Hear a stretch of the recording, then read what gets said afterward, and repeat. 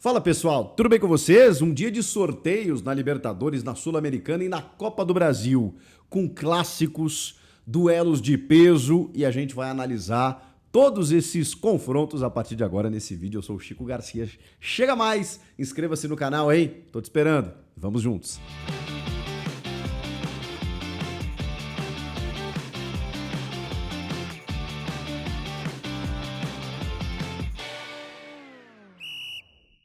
Bom, rapaziada, vamos começar pela Copa Sul-Americana, que é a que mais me interessa.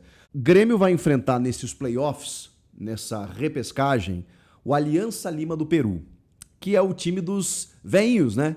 Hernan Barcos, bem conhecido da torcida gremista, Paulo Guerreiro, né? São jogadores bem mais experientes. O Aliança Lima eliminou o Boca Juniors na pré-Libertadores, entrou na fase de grupos, no grupo do São Paulo, acabou não se classificando, ficou em terceiro e com isso pega um dos melhores segundos, né, da Sul-Americana nesse playoff, nessa repescagem. O Grêmio pega o Aliança Lima em 2 jogos e passando vai encarar a Universidade Católica do Equador.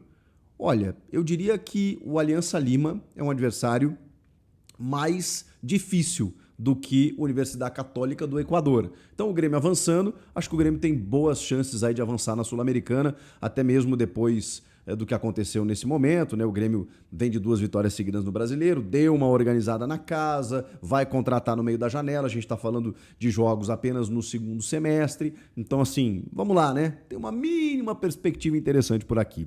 Vamos seguir, Universidade de Chile contra o Guarani do Paraguai, fazem um confronto de playoffs. Quem passar, avança para encarar nas oitavas o Independiente da Argentina.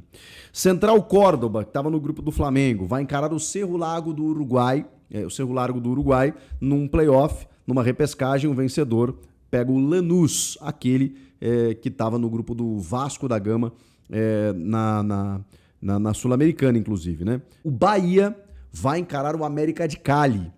O América de Cali estava no grupo do Corinthians, da Sula, o Bahia no grupo do Inter, da Libertadores. O Bahia faz uma repescagem com o América de Cali. Quem avançar pega o Fluminense. Poderemos ter um confronto brasileiro aí entre Bahia e Fluminense. Do outro lado, Bolívar e Palestino do Chile vão fazer um playoff. Quem passar pega o Cienciano. Atlético Bucaramanga da Colômbia vai encarar o Atlético Mineiro. Galo pega o Bucaramanga num playoff, numa repescagem. Avançando o Godoy Cruz da Argentina nas oitavas. O Vasco da Gama vai pegar o Independiente del Valle do Equador, que é ser muito complicado jogar, num playoff. Avançando o glorioso Muxuc Runa do Equador, que estava no grupo do Cruzeiro, classificou-se direto para as oitavas de final da Sula. E para fechar, o glorioso San Antonio Bulu Bulu da Bolívia vai pegar o Once Caldas da Colômbia. E quem avançar encara o Huracán da Argentina, que já se classificou direto para as oitavas. Esse estava no grupo do Corinthians, por exemplo. Sul-Americana desenhada para você. Vamos seguir com a Libertadores da América. Isso vai virar meme, né? Porque assim, eu vou contar um negócio para vocês. O Inter faz parte da minha vida tanto quanto o Grêmio. De maneiras distintas, evidentemente. Mas eu acompanho o Inter há muito tempo, mas muito tempo.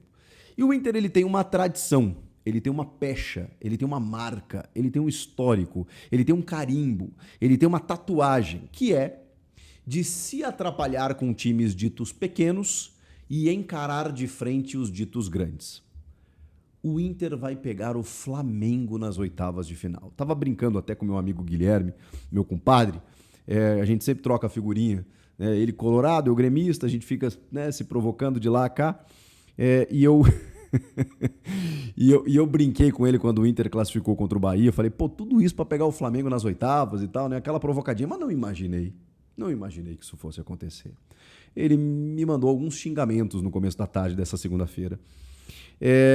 Porque, cara, assim, até pelo momento, né? É que aí é que está o pulo do gato. Nós estamos falando de jogos entre os dias 13 e 20 de agosto. Gente, é muito tempo. O Flamengo vai ter um Mundial, inclusive, no meio disso tudo. Então tem muita coisa para acontecer. Cara, nós estamos no começo de junho. Junho, julho, agosto. Temos 2 meses e meio. É muito. No futebol, é muito tempo. Tem uma janela para acontecer. Tem um Mundial na vida do Flamengo. Tem muita coisa. Mas é claro que o Flamengo tem um elenco, tem um trabalho, tem um time melhor do que o do Inter. E o momento, então, nada sugere, né? Só que o momento vai ser outro, né? Pode ser o mesmo, inclusive, a gente não sabe. Mas o Inter costuma fazer bons jogos contra adversários assim e se atrapalhar com adversários menores. Mas assim, eu não posso dizer que fiquei triste porque o Inter pegou o Flamengo, porque a chance é muito grande do Inter já se despedir nas oitavas de final. Mas isso pode virar meme, né? Porque o Flamengo já se atrapalhou contra Peñarol, contra Racing recentemente, né? E acabou não avançando muitas vezes na competição. Vamos ver o que acontece entre Inter e Flamengo, que é o grande duelo, né? O duelo brasileiro das oitavas de final, que o sorteio colocou frente a frente a decisão no Beira-Rio. E é verdade também que o Beira-Rio, nos últimos anos, tem acompanhado algumas tragédias, assim, né? Algumas quedas. Mas vejam só, na Libertadores de 23, o Inter elimina o River Plate no Beira-Rio, nos pênaltis, numa disputa assim, que foram umas 14, 15 cobranças. Foi épica aquela classificação e o Inter chegou até a semifinal, caindo para o Fluminense. Enfim, grande duelo, Flamengo e Inter. Outros duelos, Atlético Nacional e São Paulo. Aquele mesmo duelo da semi de 2016. O Atlético Nacional foi campeão naquele ano. São Paulo reclama muito da arbitragem. Naquela temporada, o São Paulo chegou até a semi. Edgardo Bausa chega até a semi contra o Atlético Nacional. Vamos reeditar esse duelo. E nessa temporada, o Atlético Nacional estava no grupo do Inter. Tem o Rinestrosa lá, o Marino Rinestrosa, que está no radar aí de clubes europeus. O Flamengo está de olho, Botafogo. O próprio Inter quis contratá-lo. É um time rápido, intenso, forte. Vamos lá. Fortaleza e Vélez. É que o Fortaleza, cara, tá num momento péssimo, né? Ele vai pegar o atual campeão argentino. Mas o Fortaleza a gente imagina que vai dar uma recuperada, né? Conhecendo o Marcelo Paz, conhecendo o Vojvoda, o momento não é bom, mas eu acho que o Fortaleza pode dar uma animada até lá. Pelo menos é a nossa expectativa, né? O Palmeiras, vamos lá, se deu bem, né?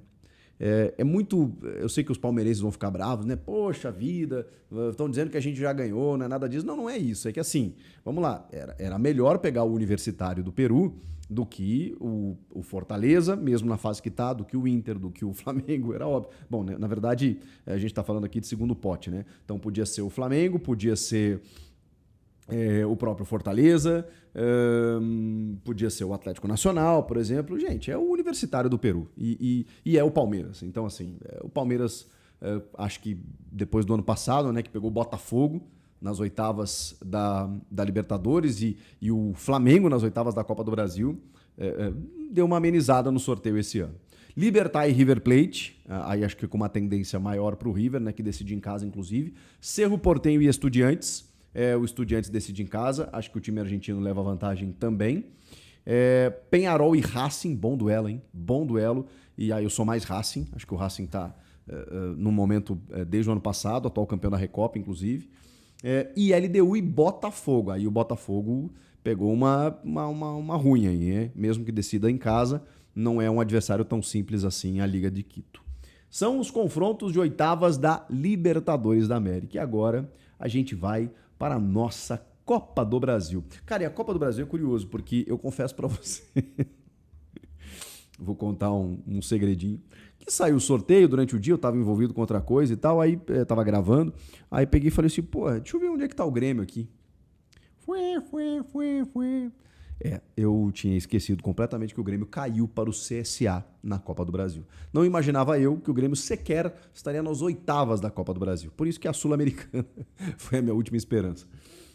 É a minha última esperança ainda. Vamos lá. Atlético Paranaense e São Paulo. Meus amigos João Paulo Capelanes e João Pedro Sgarbi vão se engalfinhar no jogo aberto. Confrontos aí no final de julho, início de agosto. 30 de julho, 6 de agosto. O São Paulo decide em casa. Olha, vai ser divertido. O Atlético está na Série B e o São Paulo tem uma força aí nos últimos tempos aí em Copas com o comando do Zubeldia. Vamos ver. Atlético Mineiro e Flamengo. Que duelo! Esse aí vai ser bom. Embora o Galo hoje não esteja numa condição técnica tão bacana quanto a do Flamengo, é um time que ano passado chegou nas duas finais das duas Copas, tem um elenco que a gente sabe que é muito bom e continua fazendo campanha aí para incomodar a vida de muita gente. E o Flamengo, né? Que acho que é favorito no confronto, mas não é favas contadas, não. O Retrô do Pernambuco, que eliminou o Fortaleza, vai pegar o Bahia do Rogério Ceni, um confronto nordestino aí, o Retrô de Pernambuco. Acho que vai dar jogo, mas o Bahia é favoritaço aqui, na minha opinião. Fluminense Internacional. Olha o Fla-Flu na vida do Inter. Que coisa linda! O Fluminense de Renato Gaúcho, será que vai estar lá ainda? Acho que sim, né? A gente está falando isso depois do Mundial e tem um Mundial na vida do Fluminense também, que é o que pode ajudar o Inter nesse processo, né? Tanto o Flamengo quanto o Fluminense, em termos de desgaste, em termos de ânimo, daqui a pouco toma uma porrada lá, daqui a pouco o Flamengo é campeão mundial, larga a temporada, não sei. Vai interferir de alguma maneira, né? Pode interferir de alguma maneira. Fluminense Internacional, CRB que eliminou o Santos contra o Cruzeiro. Acho que o CRB cumpriu a sua função até aqui, com todo respeito, né? Acho que o Cruzeiro é favoritaço aqui. Vasco e CSA. O CSA tirou o Grêmio, mas o Grêmio, meu Deus, não se ajudou. E aqui o Vasco já do Fernando Diniz, né? Acho que o Vasco consegue avançar. Não que seja fácil, né? Mas acho que consegue avançar. Palmeiras e Corinthians, meu Deus, aí para tudo. Palmeiras e Corinthians, os caras enlouqueceram, mano. Oitavas de final da Copa do Brasil, Palmeiras e Corinthians. O Corinthians é que assim, tem um tempo para isso acontecer. Mas o Corinthians nessa fase que tá, vai ser... Nossa, acabei de me dar conta do negócio. Gente, esses confrontos, 30 de julho, 6 de agosto, eles são antes ainda da Assembleia Geral que pode reconduzir Augusto Melo à presidência do clube ou confirmar o impeachment. Então vai ser uma semana daquelas, e o Corinthians envolvido com um derby, só isso. E o presidente podendo voltar, não voltar, ou seja, a crise política continuará. Corinthians no meio disso tudo, sei lá se vai perder jogadores na janela, se vai contratar, provavelmente vai. E o Palmeiras que depois, né, terá um Mundial também no meio do caminho. De que maneira isso vai impactar o Palmeiras e engasgado com a decisão do Paulista, em que o Corinthians levou a melhor. Cara, durmam com esse barulho. Que duelos teremos entre Palmeiras e Corinthians pelas oitavas da Copa do Brasil. Que loucura. E para fechar, Bragantino e Botafogo. Bragantino que está muito bem no Brasileiro, voltou a se reagrupar com o Fernando Seabra, e o Botafogo que depois de uma janela, né, e de um Mundial, pode também ter impacto significativo a respeito disso. As Copas estão montadas, definidas, programadas, projetadas e agora só nos resta acompanhar. Quem que vocês acham que pode ganhar? Sula, Libertadores ou Copa do Brasil? Comenta aqui, inscreva-se no canal e eu volto na próxima. Tchau!